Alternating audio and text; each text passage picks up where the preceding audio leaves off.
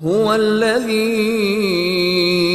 أرسل رسوله بالهدى ودين الحق ليظهره على الدين كله۔ 23 برس کا کام کیا تھا جس کے نتیجے میں کانٹے اور پتھر بھی ہیں، جس کے نتیجے میں قید بھی ہے، جس کے نتیجے میں فاقے بھی ہیں، جس کے نتیجے میں ہجرت بھی ہے، جس کے نتیجے میں لہو لہان ہونا بھی ہے، جس کے نتیجے میں صحابہ کی شہادتیں بھی۔ وہ سنت جو 23 برس تک ہمیں دکھائی دیتی ہے، روزانہ دکھائی دیتی ہے، پہلے دن سے دکھائی دیتی ہے، غار حرا کے فوراً بعد دکھائی دیتی ہے، حجۃ الوداع کے اعلان تک دکھائی دیتی ہے، وہ دعوت اللہ کی سنت ہے۔ انہوں نے پتھر بھی برسائے، گھسیٹا ہے طائف کی گلیوں میں جہاں پتھر بھی موجود، آپ کا جسم مبارک بھی لہو لہان ہوا، نالین مبارک جوتے مبارک خون سے بھرے، پیروں پر خون تک جم گیا ہے۔ کون ہے یہ؟ اللہ کے رسول، تاکہ کوئی امتی نہ کہہ سکے اللہ تیرے دین کا کام بڑا مشکل۔ اللہ کے نبی نے گھر میں بیٹھ کے کام نہ کیا، زندگی کے عین مجھدار میں آ کر یہ کام کیا۔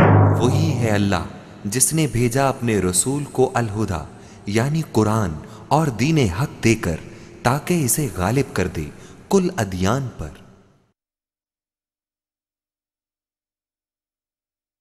نحمدہ ونصلی علی رسولہ الکریم، اما بعد فاعوذ باللہ من الشیطان الرجیم، بسم اللہ الرحمن الرحیم۔ لقد کان لکم فی رسول اللہ اسوۃ حسنہ لمن کان یرجو اللہ والیوم الآخر وذکر اللہ کثیرا، صدق اللہ العظیم۔ اللہم صلی وسلم علی نبینا محمد، رب اشرح لی صدری ویسر لی امری واحلل عقدۃ من لسانی یفقہوا قولی، آمین یا رب العالمین۔ رب العالمین نے تمام انسانیت کی ہدایت کے لیے ہر دور میں اپنے رسولوں کا انتخاب فرمایا تاکہ انسانیت کو ہدایت مل سکے اور وہ انسانیت اپنے مقصد زندگی کو سمجھ کر رب کائنات کی عبادت کی روش کو اختیار کر کے اصل آخرت کی کامیابی کو حاصل کر سکے۔ یہ سلسلہ آدم علیہ السلام سے شروع ہوا اور اس کی تکمیل ہوئی جناب نبی اکرم صلی اللہ علیہ وسلم پر، اور قرآن نے اعلان بھی کیا سورہ احزاب میں، ما کان محمد ابا احد من رجالکم ولکن رسول اللہ وخاتم النبیین، کہ اللہ رب العزت نے نبی اکرم صلی اللہ علیہ وسلم کو خاتم النبیین قرار دیا، نبوت آپ پر آ کر مکمل ہو گئی صلی اللہ تعالی علیہ وسلم۔ آئیے جاننے کی کوشش کریں کہ اللہ کے نبی صلی اللہ علیہ وسلم کی ذات گرامی کو رب کائنات اپنی کتاب کی روشنی میں کس طرح ہمارے سامنے پیش فرماتا ہے۔ کہیں اللہ فرماتا ہے سورہ نساء آیت نمبر 80 میں کہ من یطع الرسول فقد اطاع اللہ، جس نے رسول اللہ صلی اللہ علیہ وسلم کی اطاعت کی یقیناً اسی نے اللہ سبحانہ وتعالیٰ کی اطاعت کی۔ تو گویا اللہ نے اپنے رسول صلی اللہ علیہ وسلم کو ایک نمونے کے طور پر ہمارے سامنے رکھا، جب تک آپ صلی اللہ علیہ وسلم کی اطاعت نہ ہو رب کائنات کی اطاعت بھی نہیں ہو سکتی۔ اس سے بڑھ کر اللہ رب العزت نے اپنی محبت کے لیے لازم قرار دیا اس بات کو کہ اللہ کے رسول صلی اللہ علیہ وسلم کی اتباع کی جائے۔ قرآن ہمیں بتاتا ہے سورہ آل عمران آیت نمبر 31 میں، فرمایا کہ قل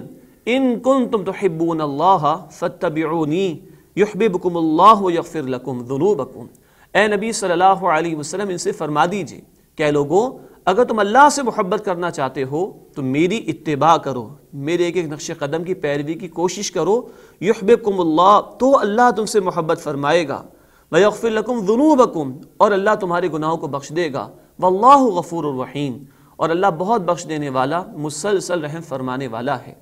تو اللہ کی اطاعت نہیں ہو سکتی جب تک کہ اللہ کے رسول کی اطاعت نہ ہو صلی اللہ علیہ وسلم۔ اللہ کی محبت کا دعویٰ صحیح قرار نہیں پا سکتا جب تک کہ رسول اللہ صلی اللہ علیہ وسلم کی اتباع نہ ہو۔ آپ کے احکامات کی پیروی بھی لازم ہے جو کہ اطاعت کے معنی رکھتی ہے، لیکن آپ کی اتباع بھی لازم ہے جس کے معنی ہے ایک ایک عمل کی، آپ کی ایک ایک سنت کی پیروی کرنے کی کوشش کرنا۔ یہی تو وجہ ہے کہ اللہ تعالیٰ پھر قرآن میں یہ مطالبہ بھی کرتے ہیں اور یہ بات بھی ہمارے سامنے رکھتے ہیں۔ سورۃ الاحزاب آیت نمبر 21 میں فرمایا لقد کان لکم فی رسول اللہ اسوۃ حسنہ، یقیناً تمہارے لیے رسول اللہ صلی اللہ علیہ وسلم کی زندگی میں بہترین نمونہ موجود ہے، رول ماڈل موجود ہے۔ لمن کان یرجو اللہ والیوم الآخر وذکر اللہ کثیرا، ہر اس شخص کے لیے جو اللہ کی امید رکھتا ہو اس کی ملاقات کی، آخرت کے دن کی امید رکھتا ہو اس کی ملاقات کی، اور کثرت سے اللہ کا ذکر کرتا ہو۔ تو یہ ذات گرامی ہے محمد کریم صلی اللہ علیہ وسلم کی کہ جب تک ان کی اطاعت نہ ہو اللہ کی اطاعت نہیں ہو سکتی، جب تک کہ ان کی اتباع اور پیروی نہ ہو اللہ کی محبت کا دعویٰ صحیح قرار نہیں پا سکتا، جب تک کہ ان کے نقش قدم پر عمل درآمد نہ کیا جائے اللہ کے ہاں کامیابی کا تصور محال ہو جائے گا۔ آئیے بات کو آگے بڑھائیں،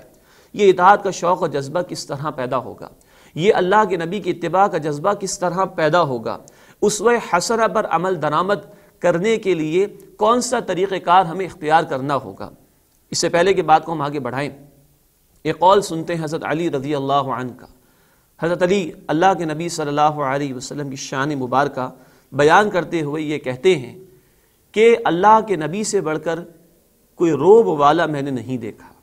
جو کوئی آپ کو پہلی مرتبہ دیکھتا تھا اس پر ہیبت تعریف ہو جاتی تھی، لیکن جو آپ کے قریب آتا چلا جاتا تھا اس کی محبت میں اضافہ ہوتا چلا جاتا تھا، اور جو آپ کے جتنا جتنا قریب آ جاتا اس کی محبت میں اتنا ہی زیادہ اضافہ ہو جاتا۔ یہ تو گواہی ہے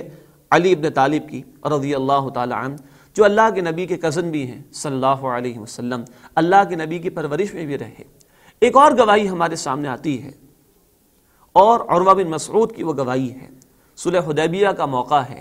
مشرکین نے مختلف لوگوں کو اللہ کے نبی صلی اللہ علیہ وسلم کے سامنے بھیجا ہے گفتگو کے لیے، ڈائیلاگ کے لیے۔ یہ شخص بھی جاتا ہے اور واپس آ کر گواہی دیتا ہے ابھی مسلمان نہیں ہے، کہتا ہے کہ میں قصرا کے دربار میں بھی گیا ہوں ایران میں قیصر کے دربار میں بھی گیا ہوں روم میں نجاشی کے دربار میں بھی گیا ہوں حبشہ میں، واللہ میں نے وہ محبت کہیں نہیں دیکھی جو محمد کے صحابہ کی محبت ہے محمد کے ساتھ صلی اللہ علیہ وسلم۔ بخدا ان کو ان کے حال پر چھوڑ دو، اس سے بڑھ کر محبت کرنے والے لوگ میں نے کبھی نہیں دیکھے۔ یہ دو گواہیاں ہیں، ایک محبوب صحابی ہیں علی رضی اللہ عنہ اور ایک دشمن کی بھی۔ لیکن آج ہم بھی اگر یہ محبت پیدا کرنا چاہتے ہیں تو ہمارے پاس بھی جو ذریعہ ہے وہ مطالعہ سیرت النبی کا ہے، وہ اللہ کے نبی کی زندگی کا مطالعہ ہے، وہ اللہ کی نبی کی زندگی کے حالات کو پڑھنا ہے، سمجھنا ہے، سننا ہے، اس کو حاصل کرنا ہے، تبھی وہ محبت پیدا ہو سکے گی کہ ہم بھی اللہ کے نبی کے قریب سے قریب تر ہو سکیں۔ اسی کے لیے ان نشستوں میں ہم انشاءاللہ تعالی اللہ کے نبی صلی اللہ علیہ وسلم کی زندگی کے حالات کو پڑھیں گے۔ لیکن مقصد کیا ہے؟ مقصد صرف بیان نہیں ہے، مقصد صرف حصول ثواب نہیں ہے، بلکہ اللہ کرے کہ مقصد حصول ہدایت ہو، حصول محبت رسول ہو صلی اللہ علیہ وسلم، اور اس کے ساتھ ساتھ اللہ کے نبی کی اطاعت کا جذبہ ہو، اللہ کے نبی صلی اللہ علیہ وسلم کی اتباع کا جذبہ ہو، ان کے ایک ایک نقش قدم کی پیروی کا جذبہ ہو۔ اللہ اس جذبے کے ساتھ ان باتوں کو ہمیں بیان کرنے کی بھی اور سمجھنے کی بھی توفیق عطا فرمائے۔ اللہ رب العزت نے اسی مبارک زندگی پر روشنی ڈالتے ہوئے